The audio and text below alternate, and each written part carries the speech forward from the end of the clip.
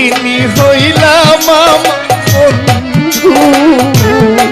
তার লাগিয়া। তো কথা দিয়েছিলাম জহির পাগলা গান ছিল, কিন্তু সেই গান ফিরে দিয়ে তারপর আসছে। আমি বলছিলাম ওই কোথায় কোথায় যেন গান হইলো আমার সাথে, টঙ্গী উত্তরাতে কামারপাড়া। তো সেখানে ওয়াদা করছিল যে আমি গান আসছে, সেই গান আমি যাব না, আমি গান আসবো। তো তারপরে কথা হচ্ছে কি, আমি একটা গান সরাসরি মুখে শুনি নাই, মানে ওইভাবে শুনি আর কি। সুখ পাখিটা গেছে মারা, এই গানটা জহির পাগলা মুখে শুনবো। তারপর আক্কাস ভাই আপনি একটা গান করবেন, মানে আমি এখানে থাকি আর না থাকি গানটা শুনবো, আমি দূরে থাকলেও আপনি গানটা করবেন আজ আমি একা হয়ে গেছি।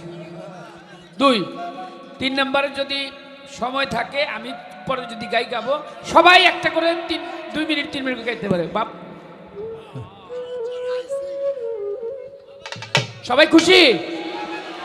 যদি গান ভালো লেগে যায় তাহলে একটার জায়গায় 2টা হইতে পারে।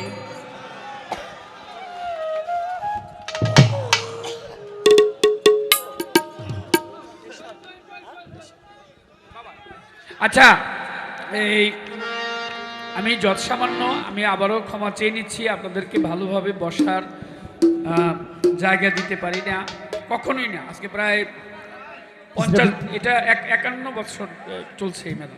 ইসরাফিল কাকা আর বাবা চলে যাওয়ার পরে, মাতাল চলে যাওয়ার পরে হচ্ছে আমি 23 বছর ধরে করতেছি। এইভাবেই এই কষ্ট করে দাঁড়িয়ে বসে আপনারা আসেন, সেটা আবার সারা বাংলাদেশ থেকে। আপনাদের কাছে কৃতজ্ঞ, আপনারা দোয়া করবেন আমার জন্য। আর যত সামান্য সিন্নির ব্যবস্থা করা হয়েছে, যারা একটু দূর দূরান্ত থেকে আসছেন বা যারা আসছেন আর কি, ইনশাল্লাহ যারা আছেন, যে লোক আছেন আমি সিন্নি দিতে পারবো যদি আল্লাহ চাহে তো, ইনশাল্লাহ। জয় মাতাল।